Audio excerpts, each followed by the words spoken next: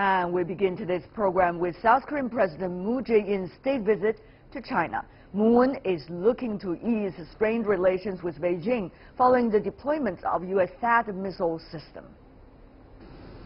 Moon's four-day trip is expected to see discussions on the DPRK nuclear crisis.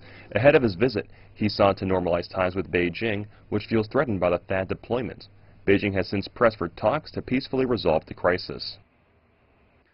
President Moon Jae-in highly values the relations with China since he took office. The South Korean government said the two countries have reached some periodical consensus on the THAAD deployment. We hope the THAAD problem can be properly handled, and both sides can bring bilateral ties back to a healthy and stable track on the basis of respecting mutual interests and concerns. The deployment of the U.S. THAAD anti-missile system earlier this year provoked an economic backlash from Beijing. Official data shows that the number of visitors from China has fallen by more than 60% in 2017. The tourism industry is suffering a lot, and the related industry is retail, and also, the automobile industry, Hyundai Motors, are suffering a lot still in China. So damage is huge. Since October, relations have begun to improve, with South Korea pledging not to expand THAAD deployment and Chinese tour companies lifting bans on group tours to South Korea. However, most analysts say a permanent solution to economic issues will rely on a permanent solution to denuclearizing the DPRK.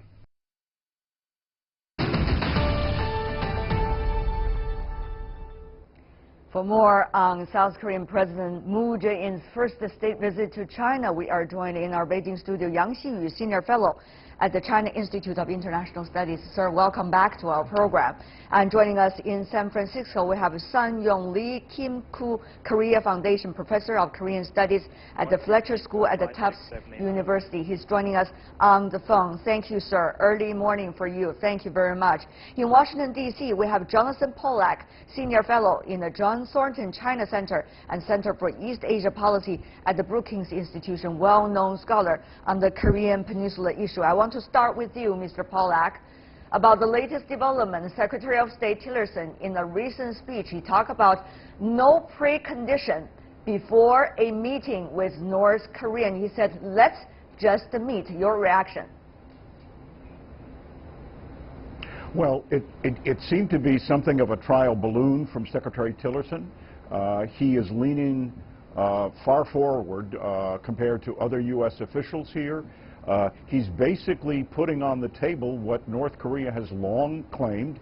They wanted no preconditions to talks, and he's made them that offer. So North Korea can either choose to respond or not respond to this.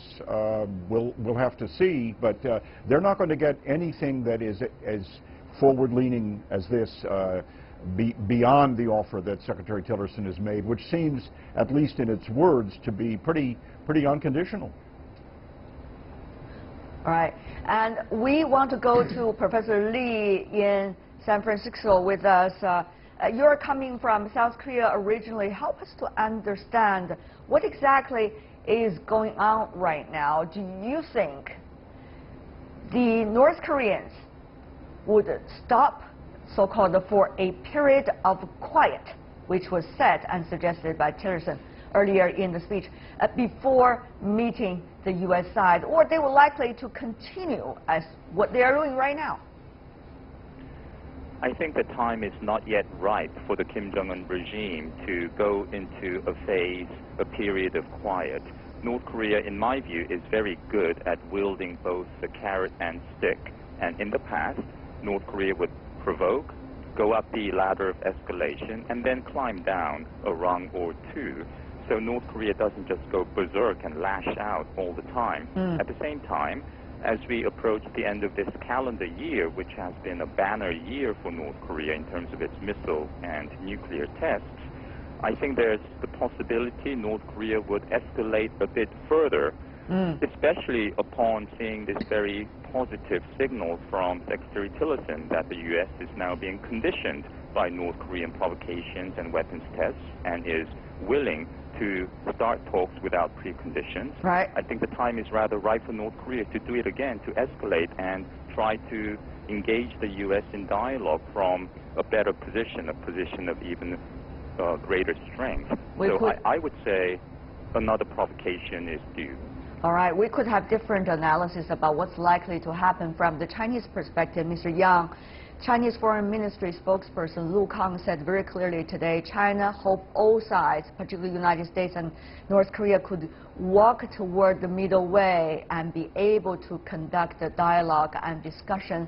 But how far really do you think the two sides are from it? Will this, in a way, gesture coming from Tillerson, in a way very much cited already in the administration, be able to convince Pyongyang to come forward?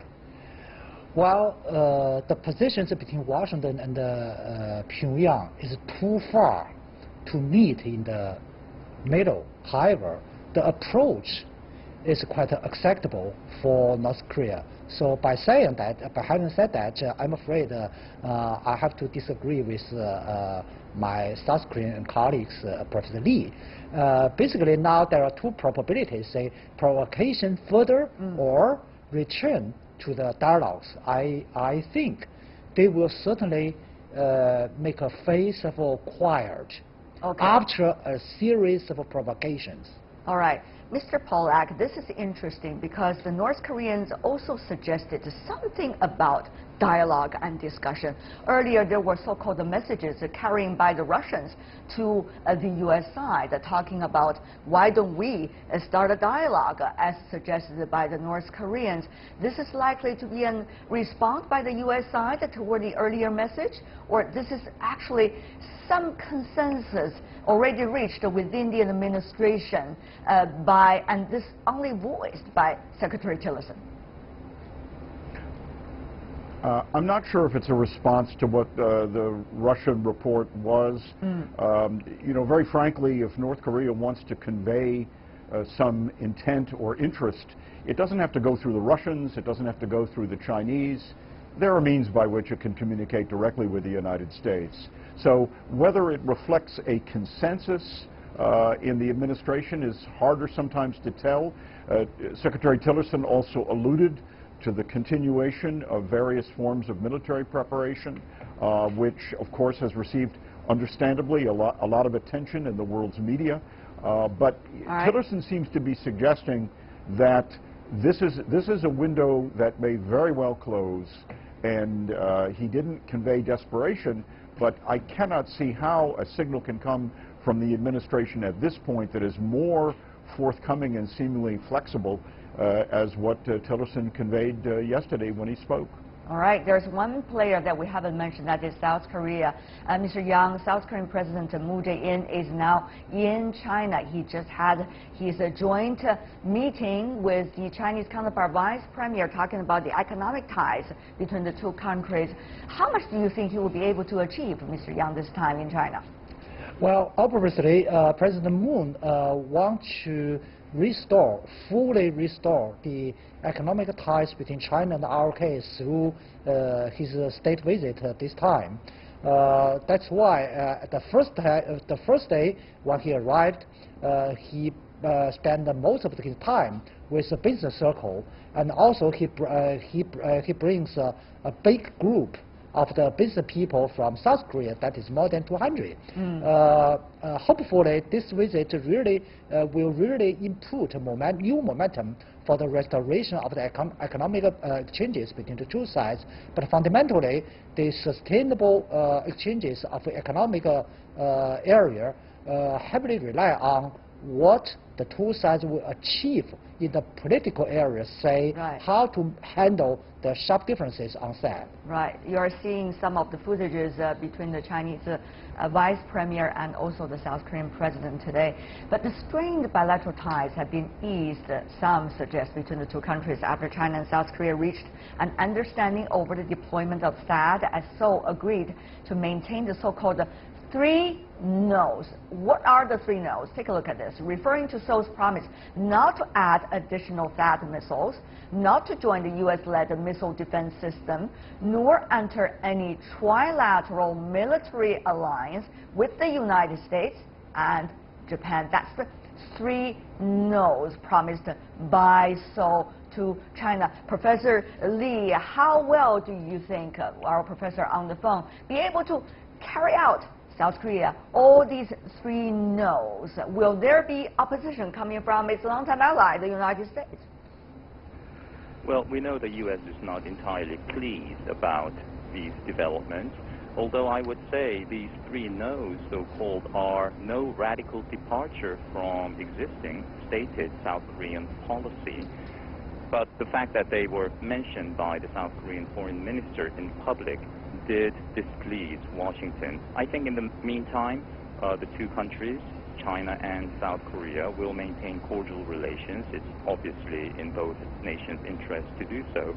And South Korea is torn between the 2 big powers, the U.S. and China, and especially this President Moon Jae-in has talked about so-called balanced diplomacy vis-a-vis Washington and Beijing, and of course his deceased boss, former boss, President Roh Moo-hyun, when Moon Jae-in was his chief of staff, pursued a policy of equidistance between the U.S. and China. So Moon Jae-in is quite favorably disposed towards China, and I'm sure President Xi will dazzle the visitor with opulence and hospitality, as the Chinese have been doing for thousands of years. At the same time, we know that North Korea tends to rain on China's parade. North Korea this May shot off an intermediate-range ballistic missile as China was about to unveil the One Belt Forum, and then in September, as China was hosting the BRICS Forum, North Korea tested a hydrogen bomb. So there's, you know, small but still the possibility North Korea may do something in the next day or so when President Xi sits down with the South Korean president. Well, of course, that would make things ever more complicated. Having said that, though, let's go to Mr. Yang about this. I mean, President Moon Jae-in, since he came into power, since the last election, he has not enjoyed very easy times, shall we say. For example, about the actions and provocations and the rhetorics coming from the North Koreans, even though he wants to have this so-called balanced diplomacy and want to have a diplomatic solution to the issue on the Korean Peninsula. And now he's coming to China, Mr. Yang. To what extent this visit is significant to him for his political credibility back at home? Well, the success or failure of this visit will produce huge effects in his own domestic politics, as well as the huge influences on his foreign policy and relations. Basically, the purpose of his visit, as I mentioned, one is the restoration of economic ties, and secondly, most important thing is reduce the mutual suspensions and rebuild the mutual trusts. That's very important, but very difficult, because it's not easy to solve smoothly the differences on THAAD. Yes, indeed. Mr. Pollack, you've been listening to your colleagues talking about China and South Korea relations. This is a very critical point, some would argue. You see huge South Korean trade delegations already flocking to Beijing. They want to make sure the president has a good result with the Chinese side, and then they can come back to the Chinese huge market, which is extremely significant for South Koreans. Tourism, consumer goods, many other things. But on the other hand, this DPRK issue, together with South Korea's attitude vis-a-vis the DPRK issue in its relations with China and the United States, becoming ever sharper, a joint, in a way, crossroad for South Korea. So how do you analyze this critical juncture for the South Koreans, Mr. Pollack? I think it's a crossroads not just for Seoul, but for Beijing. Relations were in essentially a free fall, major damage in terms of attitudes within South Korea towards China. Some polls even indicated that China was less positively viewed in South Korea than Japan. And so I think there's been, in some measure, a mutual recognition of the damage that is caused by letting this situation escalate to unreasonable levels, and there's an effort now to sort of walk it back. I mean, frankly, the big winner in any kind of heightened tensions between China and the ROK is, of course, North Korea. And if there is going to be any headway at all, meaningful headway in inhibiting North Korea's steady advance in its ballistic and nuclear development, we cannot afford to see critical gaps and differences between China and the other affected states. So I think to some extent here, both sides continue to agree to disagree. I would agree with Professor Lee that there's nothing appreciably different in what the ROK has said here in the October 31st agreement that is at sharp variance with its existing policy. So the question is, can both sides walk this back, in some measure try to limit the risks, and frankly find a way to begin to rebuild the economic relationship, which frankly is vastly more important to China than any economic relationship it has with North Korea. Well, there are probably different views about that, but let me ask you too, Mr. Pollack, very briefly if you can. We haven't mentioned the elephant in the room, that is, you know, the relations of South Koreans and also the Americans, and also America's influence and impact that this administration wants to achieve about its goals here in this region. We cannot ignore that factor. It's not just the bilateral relations between China and South Korea, as you know very well. Right. I would agree with you, Tianwei. It's not. It's interesting that the interactions here, if we think back to President Trump's visit to Asia, his visit to South Korea, which most South Koreans would have viewed as reasonably successful, it's almost as if this bilateral maneuvering is going on among all the actors.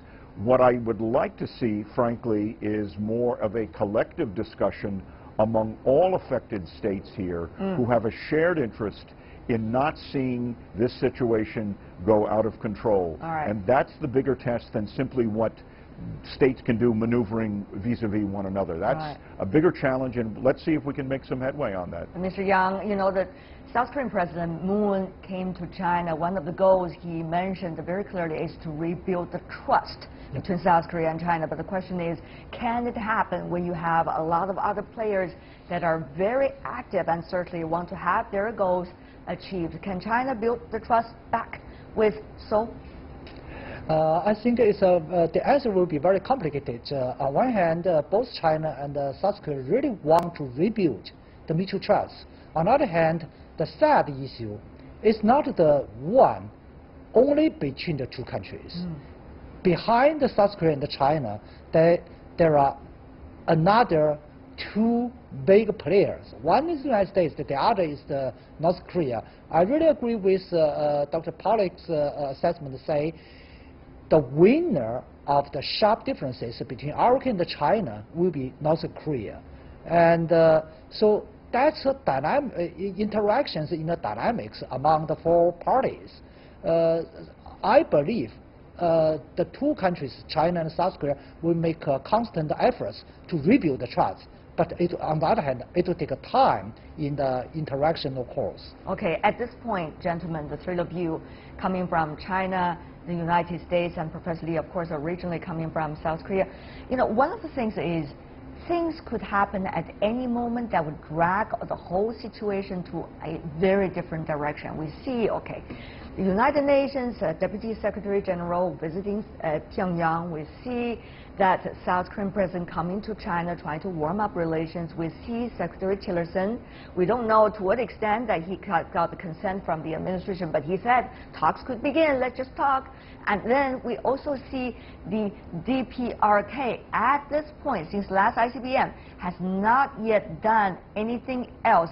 But will this eventually go into the tunnel eventually because another provocation coming from any side? Professor Lee, I want to go to you first, very briefly, sir. Well, President Moon, in trying to cozy up to President Xi ahead of their meeting tomorrow, spoke today on the occasion of the 80th anniversary of the Nanjing massacre how the South Koreans feel a deep sense of kinship with the Chinese, and the two nations have a shared history of misery, suffering at Japanese imperialism. He spoke of a joint anti-Japanese resistance. So my point here is, the party that's not very happy right now and a bit nervous is Japan, because whenever South Korea shifts closer to China, Japan grows a little nervous. And we've seen that because of the common bond of Japanese suffering at Japanese imperialism. South Korea and China in 2013 and 2014 were inching ever so more closely to each other and talking about Japan's whitewashing of history. So Japan is a factor here, and probably Prime Minister Abe may not be disposed toward attending the Winter Olympiad hosted by South Korea less than 2 months now. And Mr. Moon is trying to persuade President Xi to visit South Korea in February and to create this atmospherics of peace and dialogue. Will North Korea go along with it? At some point, but I think the time is still quite right for North Korea to escalate a little further and then climb down the ladder of escalation and create an entirely different dynamic. Right. There are a lot of things that's likely to happen from now until the time of spring. We're in very different countries as we speak. Mr. Pollack, what about your assessment? Do you think things are getting ever more sophisticated and even more complicated, as Professor Lee just mentioned, because there's another player, Japan. There could be another player like Russia. So what exactly do you think is the way forward at this point, Professor Pollack? Well, my view remains that the biggest imperative is the avoidance of overt military conflict. And this must be preeminently on the minds of all these affected actors.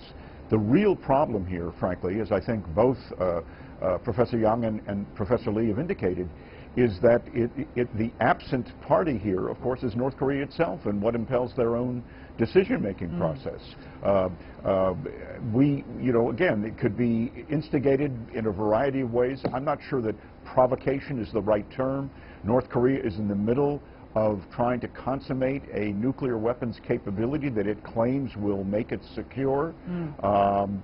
There's a lot of doubt about that, but the very fact here is that all of these other nations, from their different perspectives, from the different needs of their leaderships, are trying to adjust and moderate their own national interests and their foreign policy strategies. But all of this presumes that someone in Pyongyang is listening and is able to respond to positive cues. And frankly, I think that North Korea will make its own calculations here, independent of what anyone else may do, but that just underscores the absolute imperative need for a shared position on the part of all other affected actors, even if they may have significant differences and conflicts of interest. Well, of course, North Koreans are doing their own calculation about their own national interest as they see it. Mr. Yang, we see the sanctions of the United Nations over the past few months and a year have been certainly having some effect, according to the UN official. The winter could be a very hard time for North Koreans. But at the same time, we do not know from now until a year later. This is likely to be the time when the United States want to see whether the sanctions are working toward their favor or not in terms of what's going on inside North Korea. Some say, Mr. Yang, this is the most dangerous time anything could happen as a result of so many different things. Mr. Yang, what about your assessment? Well, my assessment is really opposite. Internal North Korea, I don't think the current sanction pressures will make significant effects. However, the effects will be rising. That means the sanction produced cost opportunity. The cost opportunity on North Korea's economy are fast growing, but it will take time to see the so-called significant results or effects. Not a matter of months, but a matter of years. And on the peninsula, as I mentioned, North Korea will certainly change their tactics from the provocative towards mild manner to seek for improvement of relations and dialogues with the U.S. and RK and so on. All right, I got it. Very complicated situation, but we want to thank the three of you gentlemen joining us through satellite and also on the phone. Sung-Yoon Lee on the phone with us in San Francisco, Xiyu in Beijing, Jonathan Pollack in Washington, D.C. Really appreciate gentlemen for being with us.